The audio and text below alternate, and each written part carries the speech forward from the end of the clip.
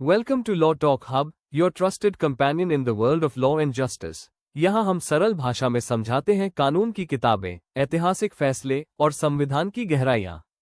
Stay tuned for deep insights, real cases, and courtroom brilliance. Let's begin today's legal journey. नमस्कार। आज हम भारतीय दंड संहिता की एक बहुत चर्चित और महत्वपूर्ण धारा 498A पर थोड़ी गहराई से बात करने वाले हैं। जी। ये वो कानून है जो विवाहित महिलाओं पर जो क्रूरता होती है उससे जुड़ा है। बिल्कुल। हमारे पास कुछ कानूनी लेख हैं, अदालती फैसलों के अंश भी हैं और हमारा मकसद है कि इस काफी जटिल मुद्दे के जो सबसे जरूरी पहलू हैं उन्हें समझें। हाँ। खासकर इसका उद्देश्य क्या था और इससे जुड़े विवाद क्या हैं। बिल्कुल। देखिए, धारा 498A को लाया तो एक बहुत जरूरी मकसद से गया था 1983 में जी, कि महिलाओं को घरेलू हिंसा से बचाया जा सके और खास तौर पर जो दहेज से जुड़ी प्रताड़ना होती है उससे। हाँ, दहेज एक बड़ा मुद्दा रहा है। बिल्कुल। लेकिन हुआ ये कि समय के साथ इसके मिसयूज दुरुपयोग की भी गंभीर चिंताएं सामने आने लगी। अच्छा। तो आज हम यही देखेंगे कि भाई कानून क्या कहता है, अदालतें इसे कैसे देख रही हैं और ये जो दुरुपयोग वाला मुद्दा है ये कितना बड़ा है, एक संतुलित तस्वीर बनाने की कोशिश करेंगे। ठीक है, तो चलिए सबसे पहले एकदम बुनियाद से शुरू करते हैं। ये धारा 498A आखिर है क्या? जी, तो ये धारा कहती है कि अगर पति या पति के रिश्तेदार किसी शादीशुदा महिला के साथ क्रूरता करते हैं तो वो एक दंडनीय अपराध है। ओके। और अगर कोई दोषी पाया जाता है तो उसे 3 साल तक की सजा हो सकती है और जुर्माना भी लग सकता है। और ये क्रूरता, इसको कैसे परिभाषित किया गया है यहाँ? हाँ, ये जरूरी है। यहाँ क्रूरता के मोटे तौर पर 2 मतलब हैं।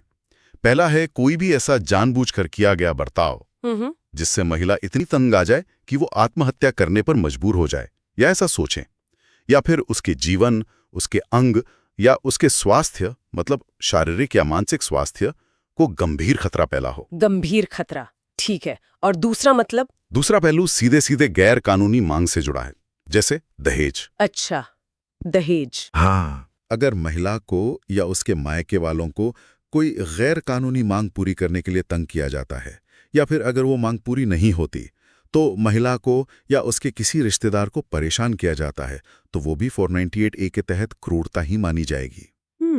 और एक और अहम बात, ये एक संज्ञेय अपराध है। संज्ञेय मतलब पुलिस शिकायत मिलने पर जांच करके जरूरत पड़ने पर बिना वारंट गिरफ्तारी की प्रक्रिया कर सकती है।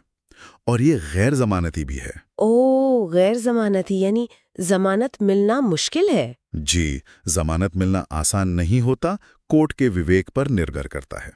ये जानना भी दिलचस्प होगा कि क्या ये जो क्रूरता की परिभाषा है ये हर कानून में जैसे तलाक वगैरह के मामलों में भी बिल्कुल ऐसी ही है या कुछ फर्क है? ये बहुत अच्छा सवाल पूछा आपने। इसमें फर्क है। देखिए, जो वैवाहिक कानून होते हैं जैसे तलाक के लिए जो आधार बनते हैं, हाँ, वहाँ क्रूरता की परिभाषा थोड़ी ज्यादा व्यापक होती है, ज्यादा लचीली। उसमें शारीरिक हिंसा के साथ साथ मानसिक पीड़ा देना, अपमान करना, लगातार नजरअंदाज करना, यह सब भी आ सकता है। अच्छा। लेकिन धारा 498A के तहत जो क्रूरता है उसकी परिभाषा ज्यादा स्पष्ट और सीमित है, जैसा अभी हमने डिस्कस किया। जी। बल्कि सुप्रीम कोर्ट ने एक मामले में, शोभा रानी वाले केस में, यह भी साफ कर दिया था कि सिर्फ दहेज की मांग करना भी अपने आप में क्रूरता है, भले ही उसका पत्नी पर सीधा कोई बुरा असर पड़ा हो या ना पड़ा हो। ओह, सिर्फ मांग करना ही काफी है। जी। और शायद यहीं से वो बड़ा विवाद शुरू होता है जिसके बारे में हम अक्सर सुनते हैं कि इस कानून का दुरुपयोग होता है। बिल्कुल। हमने तो ये भी सुना है कि अदालतें तक इसे लेकर चिंतित हैं। कुछ ने तो इसे लीगल टेररिज्म यानी कानूनी आतंकवाद जैसा भारी शब्द भी इस्तेमाल किया है। ये बात सच है और ये चिंता सिर्फ हवा में नहीं है, इसके पीछे कुछ वजहें भी हैं। देखिए, आंकड़े एक अजीब कहानी बताते हैं। आंकड़े क्या कहते हैं? आंकड़े ये दिखाते हैं कि 498A के मामलों में पुलिस जो चार्जशीट फाइल करती है उसकी दर तो बहुत ऊंची है, करीब 93-94%। अच्छा, मतलब ज्यादातर मामलों में चार्जशीट फाइल हो जाती है। हाँ, लेकिन जब मामला कोर्ट में जाता है और फैसला आता है तो सजा होने की दर कन्विक्शन रेट वो बहुत कम है, महज 15% के आसपास। सिर्फ 15%? चार्जशीट 93% और सजा 15%। ये तो बहुत बड़ा अंतर है। बहुत बड़ा अंतर है और इसी से वो दुरुपयोग वाली बात निकलती है। अक्सर ये आरोप लगते हैं कि शिकायतों में न सिर्फ पति बल्कि उसके पूरे परिवार को लपेट लिया जाता है। हाँ, ये सुना है। दूर के रिश्तेदार, बूढ़े माँ बाप, बहनें, भाई, यहाँ तक कि वो रिश्तेदार जो शायद दूसरे शहर या विदेश में रहते हैं, उन सबके नाम डाल दिए जाते हैं, कई बार बिना किसी ठोस सबूत के कि उनकी क्या भूमिका थी। अच्छा। तो ऐसा कहा जाता है कि इसे कई बार पर्सनल बदला लेने के लिए या फिर वैवाहिक झगड़ों में एक दबाव बनाने वाले हथियार की तरह इस्तेमाल किया जाता है। ये तो वाकई गंभीर बात है। अगर ऐसा हो रहा है तो फिर इस स्थिति से निपटने के लिए, इस दुरुपयोग को रोकने के लिए अदालतें क्या कर रही हैं? कुछ कदम उठाए गए हैं? हाँ बिल्कुल, अदालतें, खासकर सुप्रीम कोर्ट, इस मुद्दे को लेकर काफी सजग हुई हैं। एक बहुत ही महत्वपूर्ण मामला है अर्नेश कुमार का मामला। अर्नेश कुमार? जी, उस मामले में सुप्रीम कोर्ट ने बहुत साफ निर्देश दिए पुलिस को। कहा कि भाई 498A की शिकायत मिलते ही सीधे जाकर, मतलब यंत्रवत तरीके से गिरफ्तारी मत करो। अच्छा, तुरंत गिरफ्तारी नहीं? नहीं, पहले ठीक से जांच करो, देखो कि गिरफ्तारी की वाकई जरूरत है भी या नहीं। सीआरपीसी की धारा 41 के तहत जो चेकलिस्ट है उसे फॉलो करो। तो अब अदालतें शिकायतों को ज्यादा बारीकी से देख रही हैं। वो ये देखती हैं कि आरोप कहीं बहुत सामान्य, गोलमोल तो नहीं है। जैसे बस लिख दिया कि सबने मिलकर परेशान किया। अदालतें पूछती हैं कि बताओ कब, कहां, कैसे परेशान किया, हर आरोपी की स्पेसिफिक भूमिका क्या थी, इसके बारे में ठोस सबूत दो। अच्छा, स्पेसिफिक डिटेल्स मांग लें। जी, कई मामलों में जैसे दारा लक्ष्मी नारायण या गड्डम झांसी केस, अगर आरोप बहुत अस्पष्ट लगते हैं या सिर्फ पति के खिलाफ ही कुछ ठोस बात नजर आती है तो बाकी रिश्तेदारों के खिलाफ कार्रवाई रद्द भी की जा रही है। आर्चिन गुप्ता, कहकशां कौसर, ऐसे कई मामले हैं। लेकिन एक सवाल यहाँ उठता है, अदालतों का ये जो सतर्क रवैया है, कहीं ये असली पीड़ित महिलाओं के लिए न्याय पाना और मुश्किल तो नहीं बना रहा? देखिए, ये एक बहुत ही वैलिड चिंता है और यही वो संतुलन साधने वाली बात आती है जो बहुत मुश्किल है। अदालतें भी ये जानती हैं, इसीलिए उन्होंने ये भी साफ किया है। जैसे एक मीरा बनाम स्टेट केस में दिल्ली हाई कोर्ट ने कहा कि जहां वाकई क्रूरता हुई है, खासकर सास वगैरह द्वारा बहू के प्रति, वहां कोई नरमी नहीं बढ़ती जाएगी। अच्छा। तो मकसद दुरुपयोग रोकना है, लेकिन ऐसा करते हुए जो असली पीड़ित हैं उन्हें न्याय से वंचित नहीं करना है। ये बहुत नाजुक बैलेंस है। समझ सकती हूँ। तो क्या इतने विवादों के बाद इसे बदलने या शायद हटाने तक की भी बात हुई है? हाँ, इस पर काफी बहस हुई है, बहुत पहले से।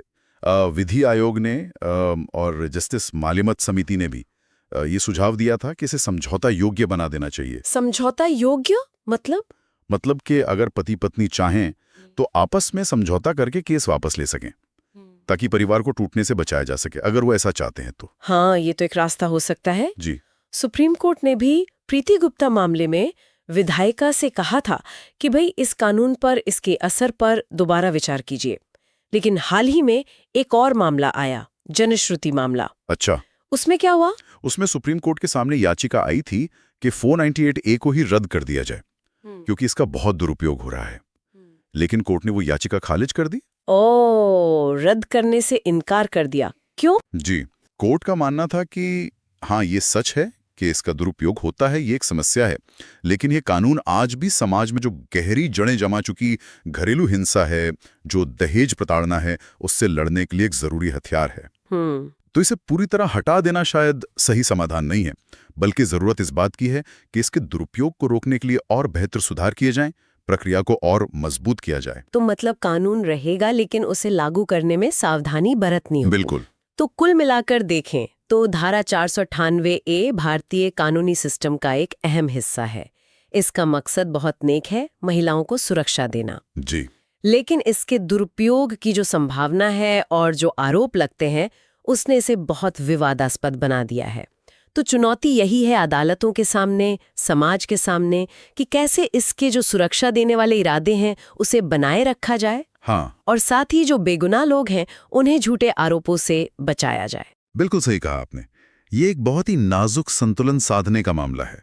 एक तरफ तो जो पीड़ित हैं उनके लिए न्याय सुनिश्चित करना है, और दूसरी तरफ ये भी देखना है कि कानून की प्रक्रिया का दुरुपयोग न हो। सही। और यहीं से शायद एक सवाल हम सबके सोचने के लिए निकलता है कि क्या हमारा जो मौजूदा कानूनी ढांचा है उसमें हम ऐसे और असरदार तरीके ढूंढ सकते हैं, तरीके जिनसे जो असली पीड़ित हैं उन्हें जल्दी और प्रभावी मदद मिल सके, लेकिन साथ ही साथ जो झूठे मामले दर्ज कराने की गुंजाइश है वो कम से कम हो। ये एक ऐसा सवाल है जिस पर लगातार सोचने और काम करने की जरूरत है। Thank you for your valuable time and for being a part of Law Talk Hub. नए वीडियो और न्यायिक ज्ञान के लिए जुड़े रहिए. Don't forget to like, share, and subscribe. See you in the next one.